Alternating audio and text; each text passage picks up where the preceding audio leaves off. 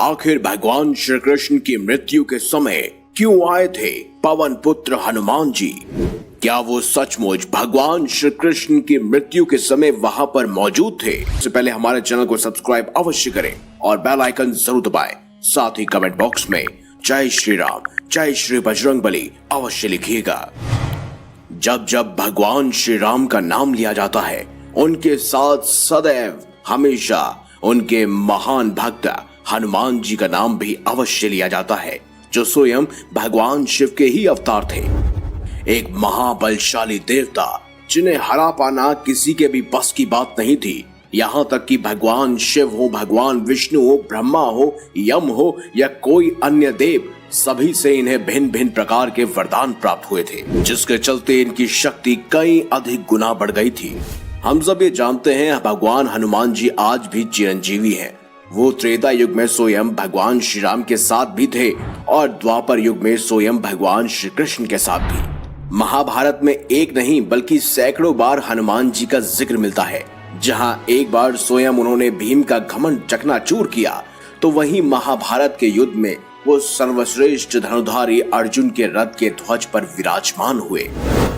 हम ये सब जानते हैं कि महाबली हनुमान जी ने कई प्रकार से द्वापर युग में अपनी उपस्थिति जाहिर की थी। वो प्रत्यक्ष रूप से भले ही पांडवों को एक या दो बार मिले हों, लेकिन वो अप्रत्यक्ष रूप से हमेशा उनके साथ ही थे। अब जिनके साथ स्वयं भगवान श्री कृष्ण खड़े हों, उनके पास आखिर भगवान हनुमान जी क्यों नहीं जाएंगे? क्योंकि भगवान श्री कृष्ण पहले श्री राम ही तो थे। वहीं द्वारका में भी कई बार भगवान हनुमान का जिक्र मिलता है, जहां स्वयं भगवान श्री कृष्ण ने उन्हें आमंत्रित किया था, वो भी सिर्फ और सिर्फ उनकी पत्नी सत्यभामा और सुदर्शन, गरुड़, साथ ही साथ बलराम जी का घमंड चकनाचूर करने के लिए।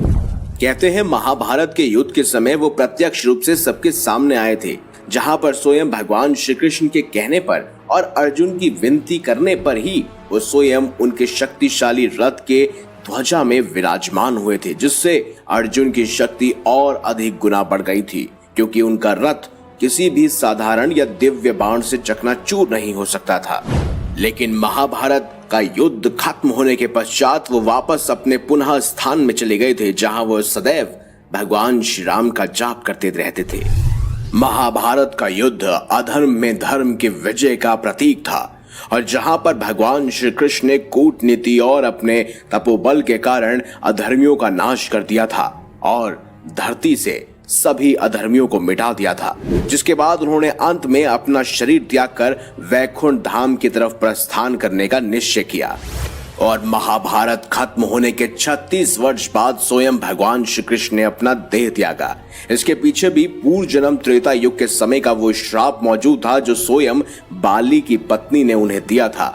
और वो बाली ही था जो एक शिकारी के रूप में आकर भगवान श्री कृष्ण के पैर पर उन्हें मृग समझकर वार कर देता है, एक बाण छोड़ देता है, जिसकी वजह से स्वयं भगवान श्री कृष्ण को अपना देह त्यागना पड़ा था। लेकिन एक सवाल उठता है कि जब हनुमान जी को यह सब ज्ञात था, तो हनुमान जी क्यों नहीं भगवान श्री कृष्ण को रोकने आए?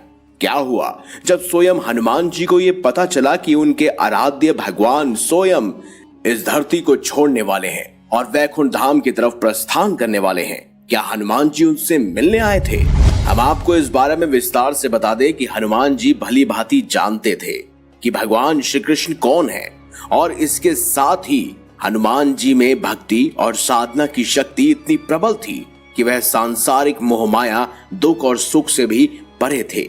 इसीलिए वो ये सब बात भली भांति जानते थे कि भगवान श्री कृष्ण किस प्रकार इस धरती पर आए हैं और किस प्रकार प्रयोजन पूर्ण कर कर वो इस धरती से जा रहे हैं। ऐसा ही संदर्भ हमें त्रेता युग में रामायण के दौरान भी मिलता है, जब स्वयं हनुमान जी के डर के कारण श्री राम को अपनी अंगूठी पाताल लोक में गिरानी पड़ी, क्योंकि वो जानते थे कि हनुमान जी उन्हें वैकुंठ धाम जाने ही नहीं देंगे। और जिसके बाद वासुकी नाग की सहायता से उन्हें श्री राम की हजारों अंगूठियों के बारे में पता चला। और इस विषय में हम एक पहले भी वीडियो बना चुके हैं, जिसका लिंक आपको डिस्क्रिप्शन में अवश्य मिल जाएगा, और साथ ही आई कार्ड में भी आपको वीडियो अवश्य दिख जाएगी। अब बात करते हैं कि क्या सचमुच हनुमान जी भगवान श्री कृष्ण से मिलने आए थे? तो इसका जवाब है नहीं। हनुमान जी सदैव ही भगवान श्री राम का निरंतर जाप करते रहते हैं। उनके मन में केवल श्री राम ही मौजूद है। उनको ये ज्ञात था कि श्री रामचंद्र ना तो कहीं जाते हैं और ना ही कहीं से आते हैं, वो तो हमेशा से ही उनके हृदय में वास करते हैं।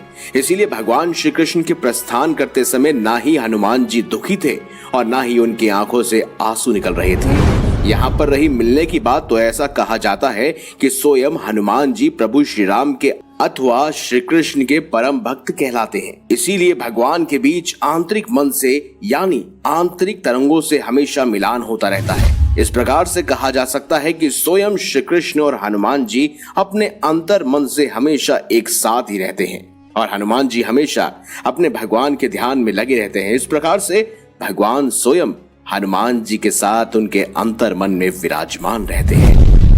इसीलिए दोस्तों सच्ची श्रद्धा के साथ कमेंट बॉक्स में जय श्री राम, जय श्री हरि विष्णु, जय श्री कृष्ण और जय श्री बजरंगबली अवश्य लिखिएगा। वीडियो अगर आपको अच्छी लगी है तो लाइक कीजिए, हमारे चैनल को सब्सक्राइब कीजिए और ज्यादा से ज्यादा शेयर भी कीजिए। मिलेंगे अगली बार एक नई खास वीडियो के साथ, तब तक देखते रहिए संपूर्ण ज्ञान का केंद्र बिंदु मिस्टीरियस हिंदू।